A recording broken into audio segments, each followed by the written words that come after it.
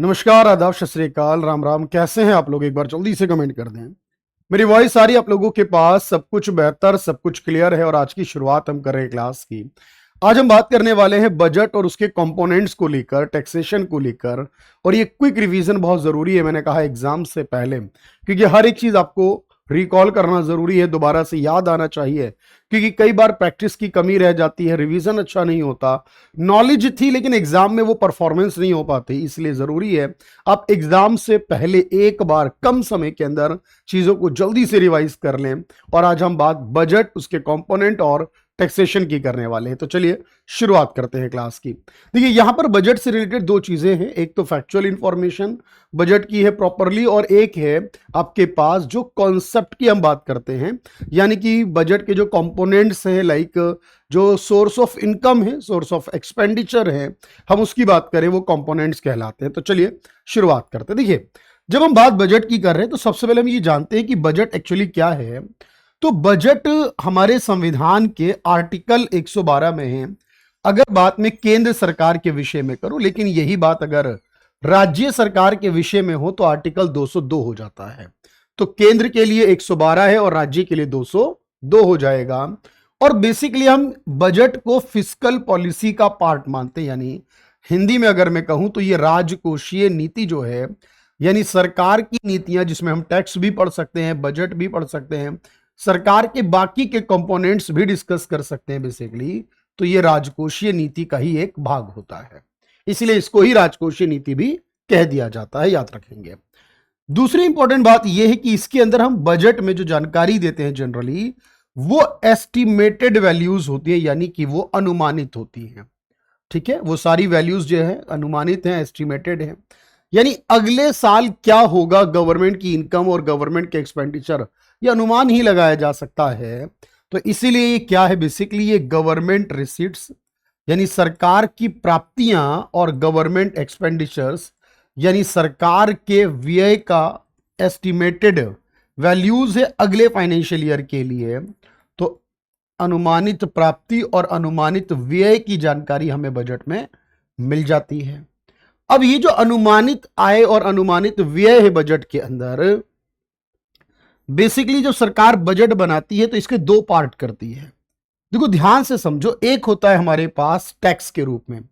मैं कह दूं आपसे कि कोई भी टैक्स हो, याद रखिएगा, कोई भी टैक्स, चाहे डायरेक्ट कैटेगरी में से हो, चाहे इनडायरेक्ट कैटेगरी में से हो, चाहे इनकम टैक्स की बात कर लो, चाहे जीएसटी की बात कर लो, चाहे कस्टम ड्यूटी कर लो, एक्साइज ड्यूटी कर लो, कोई सा भी टैक्स, ध्यान रखना, मेरी बात समझना पहले।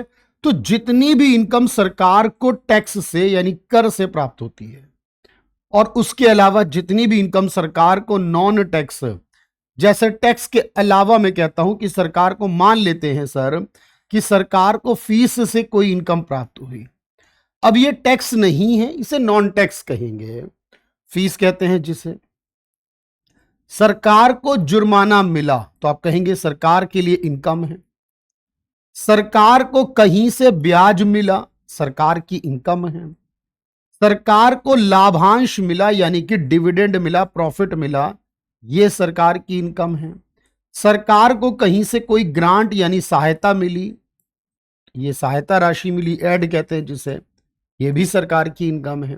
तो बेसिकली कोई भी फी मिल रही हो किसी चीज की, कोई भी अमाउंट मिल रहा हो गवर्नमेंट को, ये जो कैटेगरीज हैं दोनों, यानी टैक्स वाली भी और नॉन टैक्स वाली भी, मैं दोनों की बात कर रहा हूं, ये उसी के पार्ट हैं।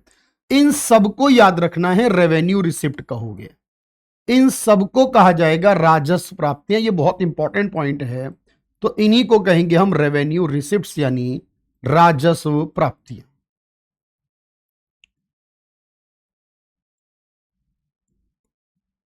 अच्छा, इसके अलावा जो गवर्नमेंट को मिलती है इनकम, मान लेते हैं, आप कहेंगे सर सरकार इसके अलावा, मान लीजिए यहां पर कि सरकार कुछ हिस्सा बेच देती है। अगर मैं कह दूं कि सरकार हिस्सा बेचती है और सरकार उधार लेती है, तो जब जब हमारी सरकारें उधार लेती हैं, बोरोइंग्स करती हैं, कहीं से भी उधार लेती हैं, चाहे वो आरबीआई से ले रही हो, चाहे वो किसी संगठन से ले रही हो, या फिर वो अपनी संपत्ति बेचकर डिसइन्वेस्टमेंट करती हैं, अपनी संपत्ति बेच देती हैं, यानी विनिवेश कर देती हैं, संपत्ति को बेच देती हैं। तो जब भी आपसे यह कहा जाए कि सरकार ने सेल किया, बेचा, ध्यान रखिएगा इस बात को। मान लीजिए हमने कोई चीज बेच दी, वो परमानेंटली आउट हो गई, वो चला जाएगा कैपिटल रिसिप्ट में। तो उधार लेकर अगर पैसा आ रहा है या फिर कोई चीज बेच कर, तो उसे कहेंगे कैपिटल रिसिप्ट, यानी पूंजीगत प्राप्ति। यही है वो जो कंपोनेंट की हम बात कर रहे होते हैं बेसिकली, इसी को हम कहते हैं पूंजीगत प्राप्तियां। बात क्लियर है? अच्छा, अब यहां पर समझना कि जिस तरह ये इनकम आ रही है गवर्नमेंट के लिए, इसी तरह एक्सपेंस भी हो रहे होंगे हर साल गवर्नमेंट के लिए। बहुत ध्यान से समझो। तो जब मैं कह रहा हूं कि गवर्नमेंट के लिए एक्सपेंस हो रहे होंगे, तो आप कहोगे सर फिर वही बात है। जब एक्सपेंस हो रहे होंगे तो अब उन एक्सपेंस के अंदर मान लीजिए हम कोई भी खर्चा कर रहे हैं, जैसे कि सब्सिडी देने में खर्चा कर रहे हैं। अब ये सरकार रेगुलरली दे रही है, कोई खर्चा है। स्कॉलरशिप दे रहे हैं, कोई मान लीजिए उसका खर्चा कर रहे हैं। पेंशन और सैलरी का खर्चा सरकार का हो रहा है, जो लोग रिटायर हो चुके उनकी पेंशन और जो लोग काम कर रहे हैं उनकी सैलरी। इंटरेस्ट यानी ब्याज देना। अब यहां अंतर समझ लो, एक होता है ब्याज देना और एक होता है ब्याज प्राप्त करना। जब आज आ रहा होगा तो इनकम का पार्ट है, और जब ब्याज दे रहे होंगे तो एक्सपेंस का पार्ट है जनरली। इसके अलावा अगर मैं कहूं तो जैसे आप कहोगे सर सहायता राशि अगर हम किसी को दे दें, हम किसी की हेल्प कर दें, तो मेरे भाई इसी प्रकार से सहायता राशि भी अगर आप देखें तो अगर देना है तो यहां पर सहायता राशि प्राप्त करने से मामला था और यहां देने से है। तो सरकार के जितने भी खर्च हो रहे हैं डिफेंस पर, रक्षा पर। अच्छा, डिफेंस में दो चीजें हैं। अगर डिफेंस में कोई इक्विपमेंट खरीदा, मान लो कोई मिसाइल खरीद ली, कोई राफेल खरीद लिया, टेक्नोलॉजी खरीद ली, तो वो तो हमारे लिए एसेट बनाएगी। लेकिन जो लोग काम कर रहे हैं बॉर्डर पर, हमारी सेनाएं हमारी शांति व्यवस्था को बनाए रखने के लिए, यानी देश के अंदर आतंकवादियों से सुरक्षा करने के लिए, दूसरे देशों के आक्रमण से बचाने के लिए, है ना, जरूरी है हमारे देश में। तो डिफेंस पर्सनल कोई डेवलपमेंट नहीं कर रहे हैं, लेकिन डिफेंस के इक्विपमेंट जरूर डेवलपमेंट का पार्ट मानते हैं। ध्यान रखिएगा इस बात को। तो अब आपने कहा ये सारे खर्चे हो रहे, तो मैंने कहा फिर कोई बात नहीं है, ये सारे खर्चे इसी प्रकार से रेवेन्यू एक्सपेंडिचर बोले जाएंगे। तो आपने कहा सर एक ही बात दिमाग में हम रख रहे हैं बार बार, इसको हिंदी में कहेंगे राजस्व व्यय। तो हम एक ही बात को दिमाग में रखेंगे बार बार, और वो बात क्या रखेंगे हम, कि अगर हमने उधार वापस किया यानी उधार दिया,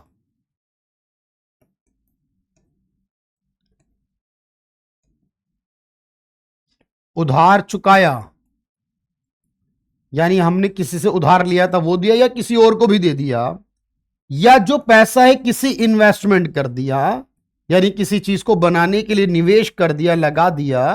अब जैसे मैंने कहा डिफेंस पर्सनल का खर्चा अलग है, लेकिन जब मैं कहूं जैसे एग्जांपल के लिए स्कूल बनाना डेवलपमेंट है, ये कैपिटल नेचर का पार्ट हुआ स्कूल बनाने का खर्चा। लेकिन स्कूल में पढ़ाने वाले टीचर का खर्चा ये रेवेन्यू ही हुआ, ठीक है, वो सैलरी का पार्ट बन गया क्योंकि वो दिया जाएगा लगातार। तो इन्वेस्टमेंट करना, जैसे मैंने कहा इक्विपमेंट खरीदना, ये वाले जो दोनों पोर्शन है ये हो गए आपके capital receipt, sorry capital expenditure. तो आपने क्या ध्यान से देखा, यहां जब भी बात इन्वेस्टमेंट शब्द आ जाए, चाहे इन्वेस्टमेंट हो या डिसइन्वेस्टमेंट, जहां इन्वेस्टमेंट जैसा शब्द आ जाए या जहां पर उधार की बात आ जाए, वो हमेशा कैपिटल नेचर है। इसके अलावा जितने भी होंगे वो सारे के सारे रेवेन्यू नेचर होंगे।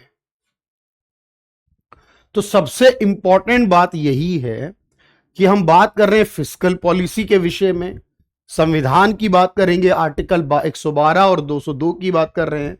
तो ये आपको याद करना, इसमें अनुमानित जानकारियों से काम चलता है। अच्छा, अब यहां पर एक बात और याद रखने की जरूरत है, वो ये कि जब हम बात कर रहे हैं बजट के कंपोनेंट को लेकर सर, तो यहां पर एक एक्सपेंस ऐसे भी डिवाइड होता है कई बार कि कौन से खर्चे हैं जो देश में डेवलपमेंट वाले हैं और कौन से खर्चे हैं जो डेवलपमेंट वाले नहीं हैं। भाई अनंत आज आ रहा है, आज आ रहा है मेरे भाई, ठीक है अनंत। चलिए, तो अब आपने कहा, जैसे एग्जाम्पल की मैं बात करूं कि मान लो मैंने एजुकेशन यानी शिक्षा व्यवस्था पे खर्च किया, एजुकेशन पे खर्च किया, हमने हेल्थ फैसिलिटीज को अच्छा करने के लिए स्वास्थ्य सुविधाओं पर खर्च किया, हमने इंफ्रास्ट्रक्चर पर खर्च किया, सड़क बनाई, रोड बनाए यानी डैम बनाए, ब्रिज बनाए, है ना, इंफ्रास्ट्रक्चर पे खर्च किया, हमने इंडस्ट्री को बनाने पे खर्च किया, उद्योग लगाने पे खर्च किया, हमने पैसा टेक्नोलॉजी पर और नए बेटर इक्विपमेंट पर खर्च किया, टेक्नोलॉजी पे खर्च किया, हमने सिंचाई व्यवस्था इरिगेशन, क्योंकि नए तरीके से आपको बस खेती करने का तरीका है, ये इरिगेशन पे खर्च किया।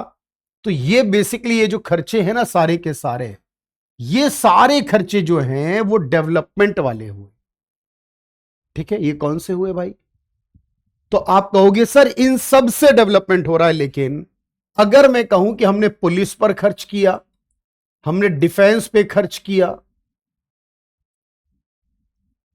हमने लॉ एंड ऑर्डर को मेंटेन करने पे खर्च किया, यानी कानून व्यवस्था को बनाने पे खर्च किया, हमारी न्यायपालिका पर खर्च हुआ, न्यायपालिका पर खर्च है, हमने प्रशासन करने में यानी कि प्रशासनिक व्यवस्था संभालने में, एडमिनिस्ट्रेशन में खर्च किया,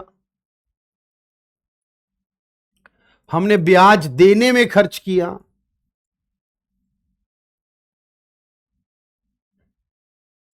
सैलरी पेंशन देने में खर्च किया, हमने वेलफेयर स्कीम गरीबों के लिए योजनाएं चलाई, उनमें खर्च किया। अब याद रखना, ये जरूरी है देश के लिए, पर मेरे भाई ये डेवलपमेंट का पार्ट नहीं है, ये डेवलपमेंट का पार्ट नहीं माना जाएगा, क्योंकि जब आप डेवलपमेंट शब्द कह रहे हो तो डेवलपमेंट के लिए इकोनॉमिक पॉइंट ऑफ व्यू से पढ़ना होता है।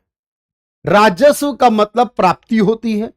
अब यहां दो प्राप्तियां हैं, उसको हम राजस्व ही कहते हैं वैसे, एक राजस्व प्राप्ति है और एक पूंजीगत है। यहां राजस्व वर्ड लिया जाता है जब कोई ऐसी प्राप्ति जो रेगुलर नेचर की हो या रेगुलर नेचर का खर्चा हो, तो वो राजस्व प्राप्ति या राजस्व व्यय होता है।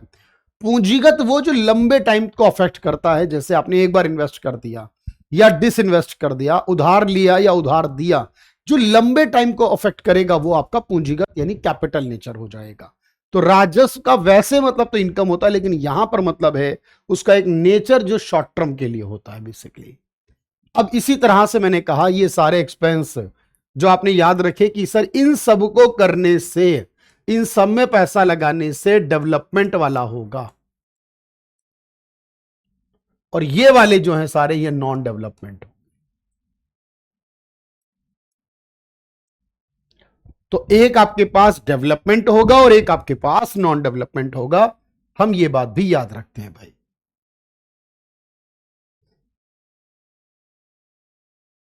चलिए, क्लियर हो रही होगी बात होपफुली। चलिए, अब देखिएगा ध्यान से, तो ये आपके पास बजट से रिलेटेड कुछ इंपॉर्टेंट जानकारियां थी। अच्छा, अब यहां पर एक सवाल ये भी आया कि हमारी सरकारें बजट बनाती हैं जब, तो इन बजट के अंदर ऑब्वियस है कि सर हम घाटे वाली स्थिति में रहते हैं ना, ये तो पक्का है। अगर हम इस इनकम को और अपने खर्चों को कंपेयर करेंगे तो हम घाटे की स्थिति में ही रहते हैं हमेशा। अब सवाल यही है कि ये घाटा क्या होगा। देखो, अब जो मैं कहता हूं घाटा, तो याद रखना एक घाटा क्या होता है, जितना हम उधार लेते हैं उसे कहते हैं फिस्कल डेफिसिट, यानी जितना हमें बजट को पूरा करने के लिए उधार चाहिए उसे कहते हैं राजकोषीय घाटा। क्या कहते हैं भाई? राजकोषीय घाटा। और मैं बता दूं आपको, यह घाटा हमें बताता है कि हमें उधार कितना चाहिए, उधार की आवश्यकता कितनी है बजट को पूरा करने के लिए। और जनरली तौर पर इसका तरीका क्या है, हम अपनी इनकम में से अपने खर्चे हटाएंगे, माइनस करेंगे, उधार छोड़कर जब हम उधार छोड़कर करेंगे तो बचा हुआ यानी उधार लेकर ही पूरा करना होगा, क्योंकि उधार उसमें इंक्लूडेड नहीं है। अगर मैं टोटल एक्सपेंडिचर में से टोटल रिसिप्ट घटा दूं उधार छोड़कर, तो इसका मतलब जो बच रहा है वो उधार ही लेना पड़ेगा। तो उधार छोड़कर बाकी की प्राप्ति जब मैं घटा दूंगा इसमें से, तब इस वाले से निकल के आएगा हमारा फिस्कल डेफिसिट। इसे कहते हैं राजकोषीय घाटा, और सबसे इंपॉर्टेंट यही वाला घाटा है। अच्छा, अगर मैं कहूं आपसे जितना ये घाटा है इसमें से ब्याज कितना गया वो घटा दो, तो उसे कहेंगे प्राइमरी डेफिसिट। अगला क्या है? Primary deficit. इसमें क्या है? प्राथमिक घाटा कहेंगे इसे।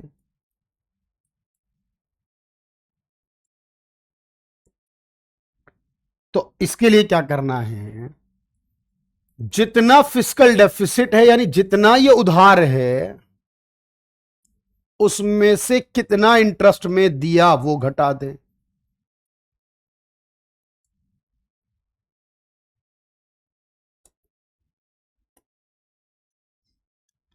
तो जो इंटरेस्ट में दिया वो घटा दें। तो अगर फिस्कल में से इंटरेस्ट घटा लेंगे तो बन जाएगा प्राइमरी। जितना रेवेन्यू में इनकम हुई और रेवेन्यू में एक्सपेंस हुआ, या इससे पहले अगर मैं कहूं जितना घाटा हमने आरबीआई से लेके पूरा किया उसे कहते हैं, मैं एक बात और बता रहा हूं, मोनेटाइज डेफिसिट। एक और घाटा समझ लो। मोनेटाइज डेफिसिट क्या हुआ? मौद्रीकृत घाटा क्या हुआ?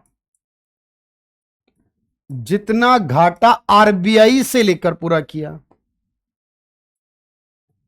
यानी आरबीआई से लिया गया उधार, सिर्फ आरबीआई से। तो जितना ऋण जितना उधार आरबीआई से लिया वो मोनेटाइज डेफिसिट कहलाता है। अच्छा, एक होता है रेवेन्यू डेफिसिट।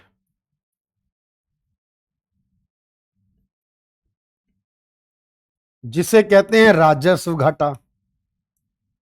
अब देखो, आपको यह पता है कि हमारे पास राजस्व की आय भी होती है, राजस्व का व्यय, यानी ये रेवेन्यू एक्सपेंस और ये रेवेन्यू की रिसिप्ट। इसमें से और इसमें से डिफरेंस निकाल दो, सिर्फ इनमें से। अब मैं पूरा बजट नहीं ले रहा हूं, सिर्फ दो चीजें ले रहा हूं, क्योंकि बात घाटा रेवेन्यू का निकालना है तो इनकम भी रेवेन्यू की लूंगा, डेफिसिट भी रेवेन्यू वाला ही मतलब एक्सपेंस भी रेवेन्यू वाले ही लूंगा। तो जब मैं आपको यहां कहूं कि रेवेन्यू के एक्सपेंस में से रेवेन्यू की इनकम घटाई जाए, राजस्व के व्यय में से राजस्व प्राप्ति को घटाया जाए,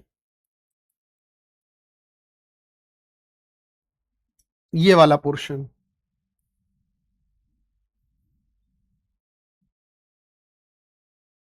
तब आप कहेंगे कि ये रेवेन्यू डेफिसिट हो जाएगा। अच्छा, इसी डेफिसिट में से मैं एक और सिखा दूं आपको आज। देखो, एक नया भी सीख लो। एक होता है effective revenue deficit. Effective revenue deficit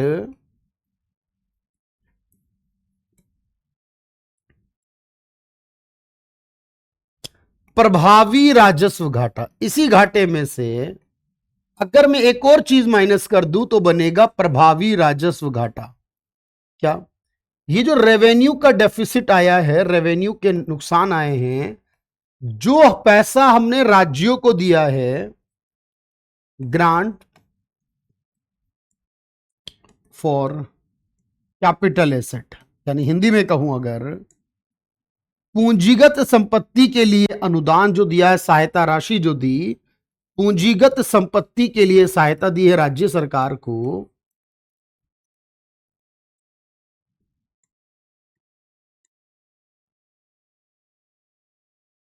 जब मैं इसको घटा देता हूं इस घाटे में से, तब मैं एक नया डेफिसिट निकालता हूं, उसको कहते हैं इफेक्टिव रेवेन्यू। तो याद रखो, इफेक्टिव रेवेन्यू का मतलब ये रेवेन्यू में से निकलेगा, उससे पहले नहीं। अब यहां जो दो डेफिसिट होते हैं जो यहां हम पढ़ रहे हैं उसमें से एक है और एक हमारा दूसरे चैप्टर में है, लेकिन मैं आपको बता दूं, नोट करके समझ लो इस बात को, बड़ा जबरदस्त पॉइंट है ये। एक शब्द आता है ट्विन डेफिसिट, किन्हें कहते हैं? जुड़वा, ट्विन। तो देखो, जो फिस्कल डेफिसिट हमने निकाला सबसे ऊपर, जो फिस्कल निकाला, राजकोषीय निकाला, जो उधार बताता है वो, और एक डेफिसिट और होता जो इस चैप्टर में नहीं है, मैं बता दूं, लेकिन अलग चैप्टर में होता, विदेशी व्यापार के चैप्टर में होता है, कि हमने विदेशों से जो लेन देन कर रहे हैं, व्यापार कर रहे हैं, वो भी हमारा घाटे में रहता है। क्यों? क्योंकि जितना हम खरीदते हैं उससे ज्यादा, मतलब जितना बेचते हैं उससे ज्यादा खरीदते हैं। कहने का मतलब है जितना पैसा आ रहा है उससे ज्यादा जा रहा है। उसे कहते हैं बेसिकली करंट अकाउंट डेफिसिट। तो जब मैं फिस्कल डेफिसिट और करंट अकाउंट डेफिसिट मिलाता हूं, तो फिस्कल और करंट अकाउंट डेफिसिट को मिलाकर बोलते हैं ट्विन डेफिसिट। तो होपफुली आपको बड़ा जबरदस्त समझ में आ गया होगा कि सर इसका मतलब यह कि एक हमारे पास ट्विन डेफिसिट भी होता है, इफेक्टिव रेवेन्यू डेफिसिट भी होता है, मोनेटाइज डेफिसिट सिर्फ आरबीआई वाले उधार को कहते हैं। यानी अगर मैं कहूं मोनेटाइज में और फिस्कल में क्या अंतर है, फिस्कल का मतलब है सारा उधार कहीं से लिया हो, और मोनेटाइज का मतलब है वो उधार जो सिर्फ आरबीआई से लिया हो। बात क्लियर है? इंटरेस्ट घटाने के बाद जो बचे वो प्राइमरी हो जाता है। इस तरीके से हमने ये बात भी याद कर ली कि ये डेफिसिट का पोर्शन होते हैं। बोलो भाई।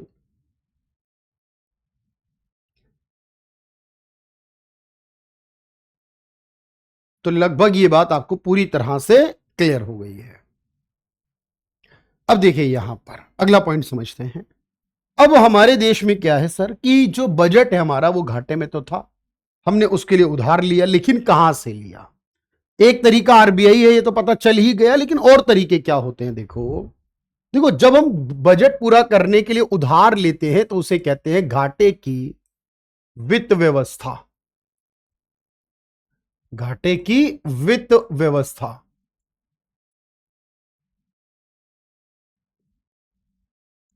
इसका इंग्लिश में कहते हैं डेफिसिट फाइनेंसिंग।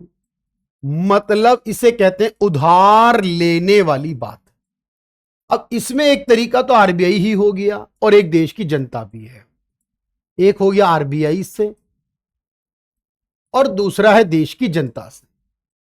यानी मैं और आप, हम देश की जनता में हैं और हम भी आरबीआई को, सरकार को उधार दे सकते हैं।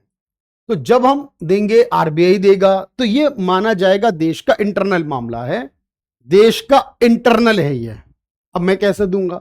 मैं सरकार के पास इन्वेस्ट कर दूं अपने पैसे को, कि मैं सरकार को दे दूं पैसा 5 साल के लिए, 10 साल के लिए कोई प्रोजेक्ट में लगा दूं सरकार के, तो मैं सरकार को उधार ही तो दे रहा हूं ना, जो सरकार मुझे 5 साल या 10 साल बाद ब्याज के साथ वापस करेगी। यही तो मतलब है इसका।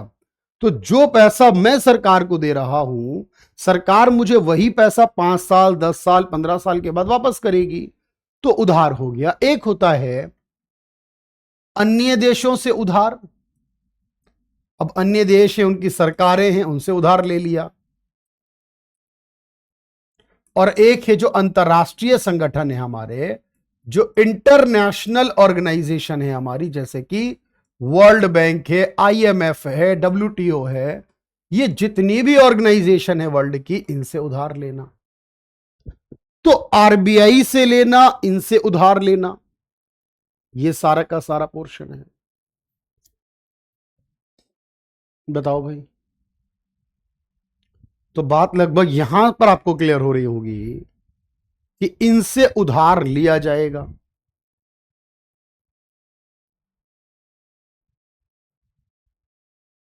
बोले भाई।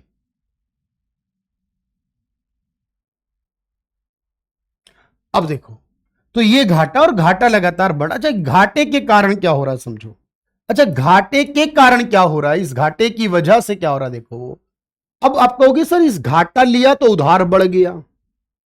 भाई घाटा होगा तो उधार बढ़ेगा, बोलो हां या ना। यानी सरकार के ऊपर कर्जा बढ़ेगा, आपने मान लिया। उधार बढ़ेगा, पैसा आएगा तो मनी की सप्लाई बढ़ेगी देश में। जो मनी सप्लाई देश में है, क्योंकि पैसा आरबीआई छापेगा या दूसरे देश का आएगा, मनी सप्लाई बढ़ेगी। ये अच्छी बात नहीं मनी सप्लाई का बढ़ना ज्यादा, क्योंकि अगर मनी सप्लाई बढ़ेंगी तो कीमतें बढ़ेंगी। कीमतें मतलब महंगाई, कीमत यानी कि महंगाई बढ़ेगी। और आपको पता है जब जब महंगाई बढ़ेगी तो मनी की जो वैल्यू है वो कम हो जाएगी। मनी की जो वैल्यू है मेरे दोस्त वो गिर जाएगी। बोलो हाँ या ना भाई, ये बात तो समझते ही हो आप लोग। जब जब कीमतें बढ़ने लगती हैं तो मनी की जो वैल्यू होती है वो डाउन हो जाती है। बोलो हाँ या ना। तो मनी की वैल्यू डाउन हो जाएगी हमारी। और ये बात समझो यहां पर कि जब वैल्यू गिरेगी तो इस गिरी हुई वैल्यू को बचाने के लिए ब्याज दरों को बढ़ाना पड़ेगा, क्योंकि वरना वैल्यू गिर जाएगी तो ब्याज की दरें जो हैं उसमें वृद्धि करनी पड़ती है, क्योंकि ब्याज दर बढ़ाएंगे तभी इस महंगाई को रोक पाएंगे। तो आपने कहा इससे कीमतें बढ़ेंगी, महंगाई बढ़ेगी, मनी वैल्यू गिरेगी, सरकार का बर्डन बढ़ रहा है, उधार बढ़ रहा है सरकार के ऊपर, कर्ज बढ़ रहा है। इसका मतलब बोलो हाँ या ना। तो फिस्कल पोजीशन खराब हो जाती है बहुत ज्यादा उधार लेने से। फायदा होता है जरूर है, इससे डेवलपमेंट आ रहा है देश में, क्योंकि डेवलपमेंट कैसे बढ़ रहा है कि उधार से बढ़े किसी से बढ़े। लेकिन अगर देश में नई सड़कें बन रही हैं, नए एयरपोर्ट बन रहे हैं, नई बिल्डिंग्स बन रही हैं, नए स्कूल खुल रहे हैं, तो उधार से ही हो तो क्या फर्क पड़ता है। लेकिन बनना चाहिए देश में सब कुछ नया, तो देश के विकास में वृद्धि होती है और देश की तरक्की होती है।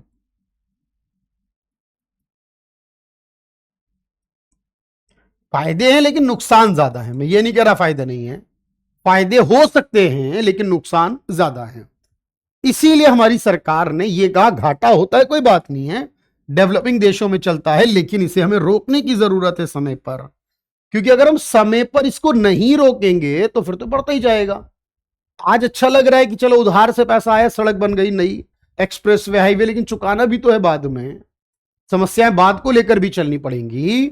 तो इसीलिए हमारे देश में 2003 में एक कानून बना, FRBM, याद है आपको, fiscal responsibility and budget management 2003 में बना, 2004 में लागू हुआ, जो अटल बिहारी वाजपेयी जी के समय प्रधानमंत्री थे तब ये लाया गया था। और इसका काम यही था कि बजट के घाटे को कंट्रोल करना, तो बजट के घाटे को नियंत्रित करना,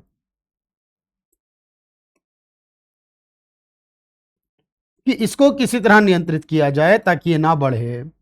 और ये कैसे होगा कि हम चीजों का मैनेजमेंट अच्छा करें, हम ट्रांसपेरेंसी लेकर आए, हम कोऑर्डिनेशन अच्छा करें, खर्चे कम कर लें, एक ही खर्चा बार बार ना करें। अमूमन हमारे देश में ये बड़ी समस्या है कि हम मल्टीपल टाइम्स एक ही खर्चा कर रहे होते हैं, ठीक है, तो ये खर्चे हम बार बार ना करें। तो ऐसी स्थितियां लेकर आई गई ताकि बजट के घाटे को रोका जाए। और इसमें यह कहा गया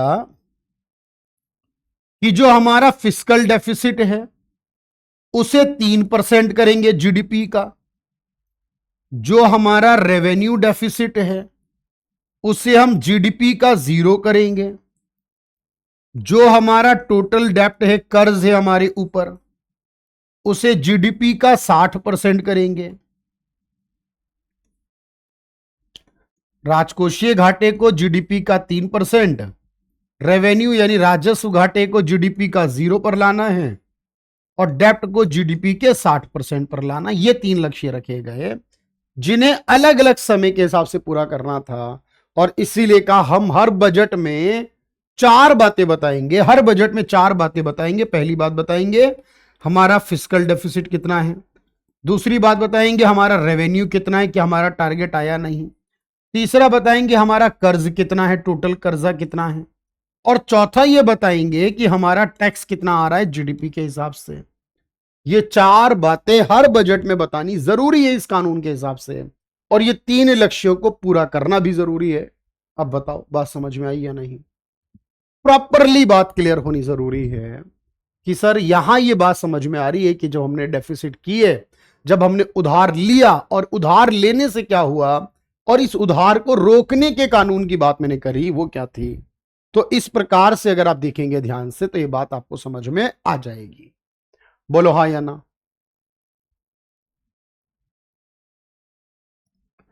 चले अब यहां पर एक बात और समझे, थोड़ी सी बात और समझे, बस ज्यादा नहीं, कि जब मैं बात बजट की कर रहा हूं सर, तो एक बात ये आई कि बजट अगर बनाया जा रहा है और बजट बनाया जा रहा है स्पेसिफिकली, तो बजट में कई बार क्या होता है कि सरकार चुनाव के वर्ष में 2 बार बजट लाती है। नॉर्मली तो 1 बार लाती है, लेकिन चुनाव के वर्ष में 2 बार लाती है। तो जो चुनाव के वर्ष में पहली बार आता है उसे कहते हैं इंटरिम बजट। तो जनरली इस तरह का बजट आपको कब दिखेगा? चुनाव के वर्ष में। तो चुनाव के वर्ष में आपको क्या मिलेगा? इंटरिम मिलेगा। यानी जो पहले आएगा वो इंटरिम आएगा, और बाद में उसको बेहतर, मतलब चुनाव होने के बाद, सरकार बनने के बाद फाइनल आएगा। जब तक बजट पास ना हो, सरकार अपने खर्चों के लिए कई बार वोट ऑन अकाउंट ले लेती है। यानी सरकार बजट पारित नहीं हो रहा है, तब तक खर्चे चलाने के लिए वोट ऑन अकाउंट, यानी हिंदी में कहते हैं लेखानुदान। और ये जो लेखानुदान होता है, ये होता है जब तक बजट पारित ना हो तब तक के खर्चे चलाने के लिए, बजट पारित होने तक के व्यय करने के लिए। और ये सामान्यतः 2 महीने के लिए समय मिल जाता है कि चलो ठीक है, जब तक बजट पारित नहीं हो रहा है तो चलो 2 बार, मतलब 2 महीने के खर्चों के लिए आपको परमिशन मिल जाएगी कि ठीक है 2 महीने तक आप खर्चा कर सकते हो, बजट पास कराए बिना भी। उससे ज्यादा नहीं कर पाओगे। जब साल के बीच में नॉर्मली बजट चल रहा था, लेकिन साल के बीच में आपको एक्स्ट्रा पैसों की जरूरत पड़ गई। अब वो एक्स्ट्रा पैसों की जरूरत पड़ गई तो फिर उसके लिए आपको पैसा भी चाहिए बीच में ही, उसे कहते हैं सप्लीमेंट्री।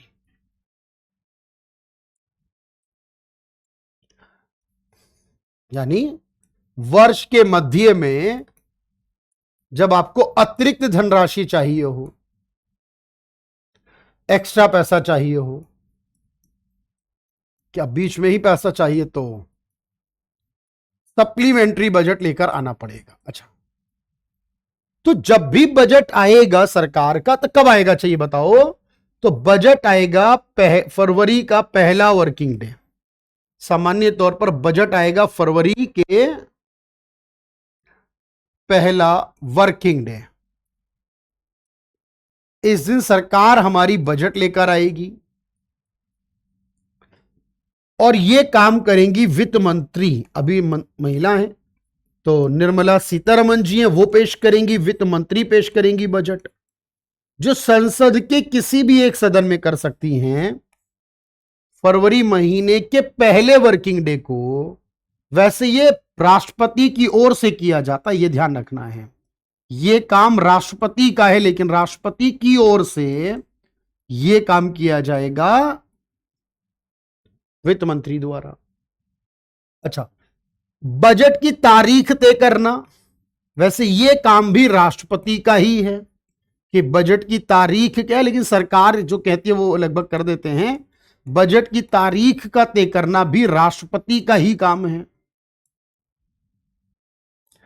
और संसद के किसी भी सदन में पेश होगा, मैंने बताया आपको, और उसके बाद ये बजट जो है वो संसद पारित करेगी और फिर लागू होगा।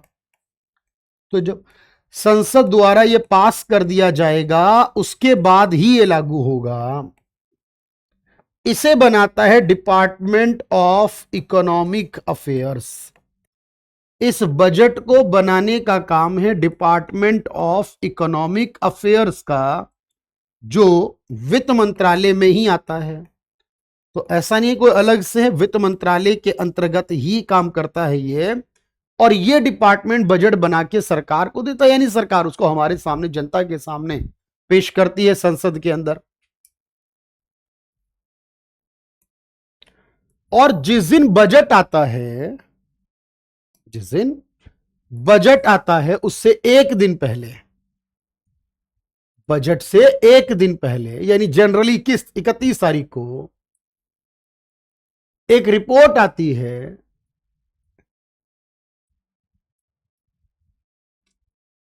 जिसे क्या कहते हैं बताओ? उसे कहते हैं इकोनॉमिक सर्वे। एक दिन पहले इकोनॉमिक सर्वे कहते हैं उसे। और ये इकोनॉमिक सर्वे भी यही डिपार्टमेंट बनाता है, और यही मंत्री यानी इकोनॉमिक सर्वे हैं जिसे वित्त मंत्री द्वारा पेश किया जाता है।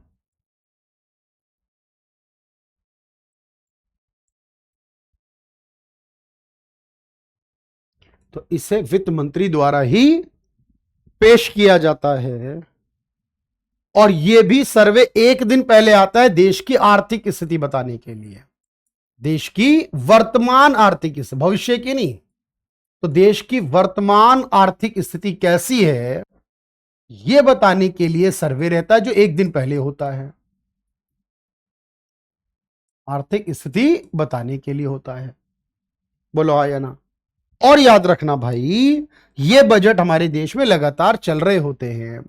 अगर मैं कहूं पहला बजट कब आया था, तो यह भी ध्यान में रखना 1860 में जेम्स विल्सन नाम के व्यक्ति देश में सबसे पहला बजट लाए थे। दो चार फैक्ट भी याद कर लेना। पहला बजट जो आया आजादी के बाद 1947 के 26 अगस्त को, वो आर के शनमुगम चेट्टी लेकर आए थे। यह भी याद रखना है भाई आपने।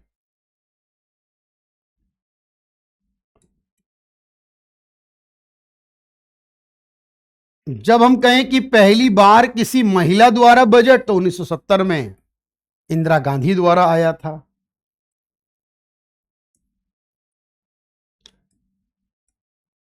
जब कहें सबसे ज्यादा बजट, तो 10 बार मोरारजी देसाई लाए थे। सबसे ज्यादा 10 बार मोरारजी देसाई लाए थे। अगर कहे सबसे ज्यादा लगातार, तो 9 बार निर्मला सीतारमण जी लाई हैं।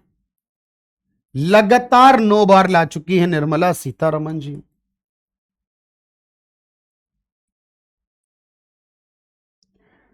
अगर पूछेगा पहला डिजिटल बजट, तो 2021 में पहला डिजिटल बजट आया था। कागज पर नहीं था, डिजिटल था।